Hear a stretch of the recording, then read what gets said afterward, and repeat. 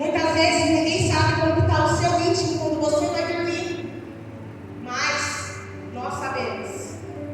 E depende de nós para sairmos do buraco. Depende de nós para nós transformar essa situação em algo sobrenatural de testemunho lá na frente. Aleluia. A irmã contou o testemunho da menininha que teve bronquiolite, glória a Deus, oramos, mas ela foi a primeira a crer e a profetizar sobre a filha dela. E se nós queremos ver esses milagres, nós precisamos ser os primeiros a crer e profetizar sobre as nossas vidas. É fácil a gente falar que a gente queremos profetizar e vamos profetizar por todos, mas sobre nós. Quando eu li esse livro, eu estava dando essa palavra, e ele falava muito sobre restauração. E eu falei que muitas vezes a gente não sabemos, realmente nós não sabemos como está o nosso irmão lá.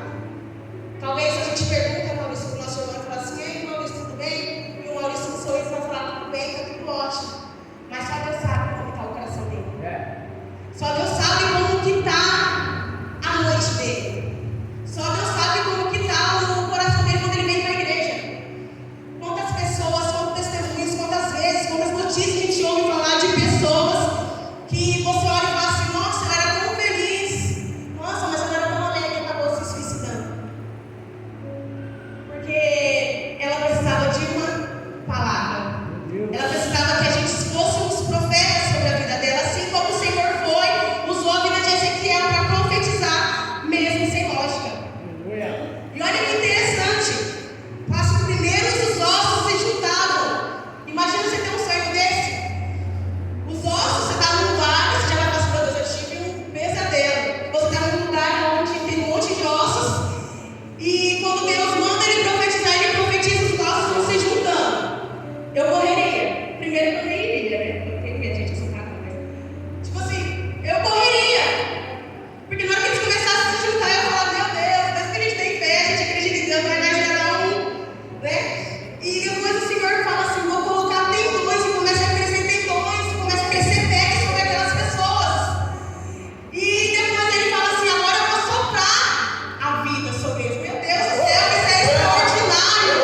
Sabe o que o Senhor está dizendo para você nessa noite? Que Ele vai soprar a vida naquilo que está morto, aquilo que você acha que é impossível, aquilo que para você fala: meu Deus, não tem mais solução. O Senhor vai soprar a vida sobre a sua.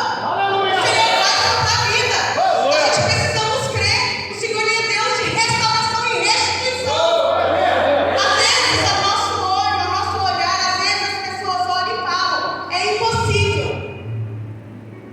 Às vezes tem pessoas que, infelizmente, vêm para nos deixar para baixo. Mas saiba que Deus tem uma palavra para você.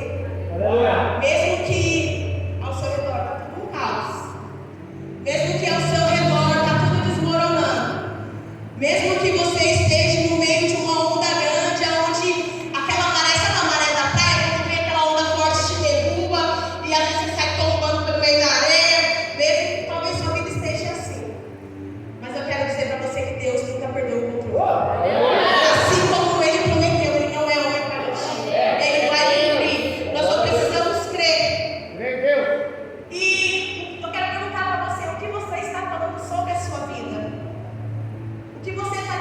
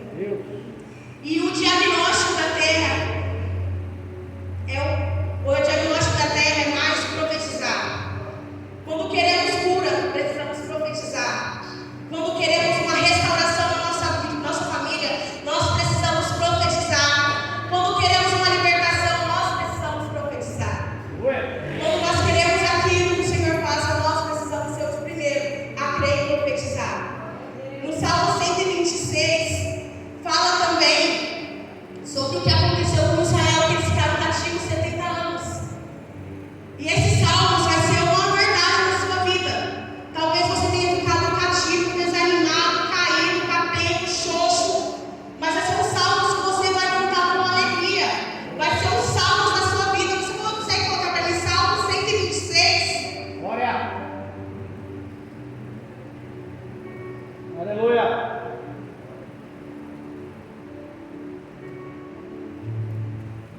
Salmo 126.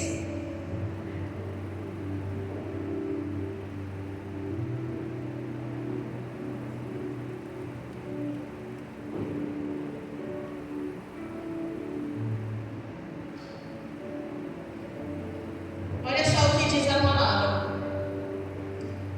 Quando o Senhor trouxe restauração a Sião, era como se estivéssemos sonhando.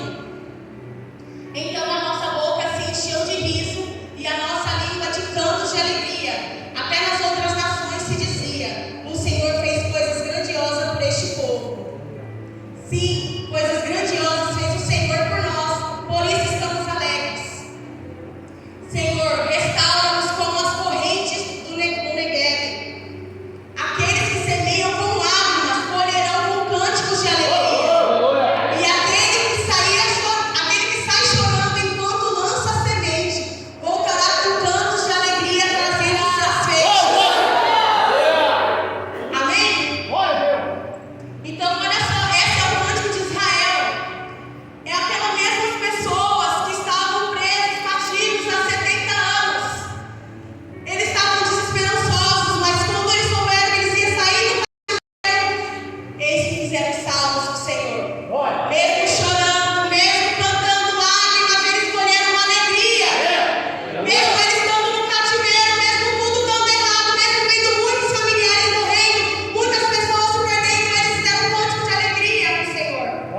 Eles lançaram a sua semente chorando, mas colheram feixes de alegria. Amém? Então, nós precisamos confiar em Deus, acreditar naquilo que Ele tem feito. E o último tópico, eu já quero que o ministério de louvor venha. Eu falei que a palavra é breve, rápida e objetiva, irmãos. Que fala sobre o exército restaurado, que está no versículo do 11 ao 14. Eu vou colocar aqui para a gente ler.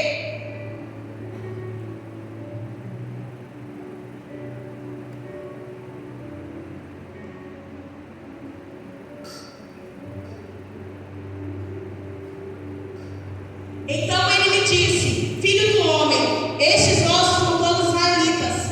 Eles dizem: os nossos ossos se secaram e a nossa esperança desvaneceu-se. Fomos exterminados.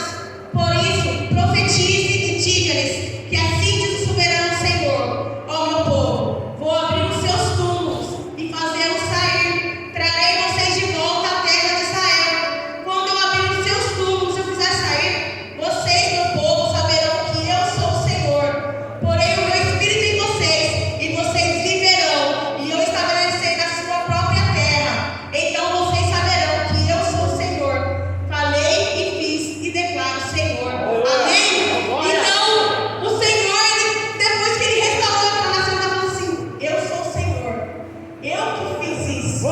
Depois que tirou aquelas pessoas cativas, Deus interpreta a visão, os ossos são a casa de Israel, e Ele vai abrir os sepulcros e trazer vida nova. Deus não apenas revive, Ele transforma ossos secos em exércitos. Você não apenas vai viver, mas vai lutar, conquistar, servir e vencer. Amém? Então você não vai só apenas viver, você vai vencer. Você vai se levantar como um grande exército. Você vai se levantar como um grande exército em meio ao caos. Você que está aqui hoje, Deus te levantou como um profeta Ezequiel, aonde você tem poder de restituir e restaurar a vida.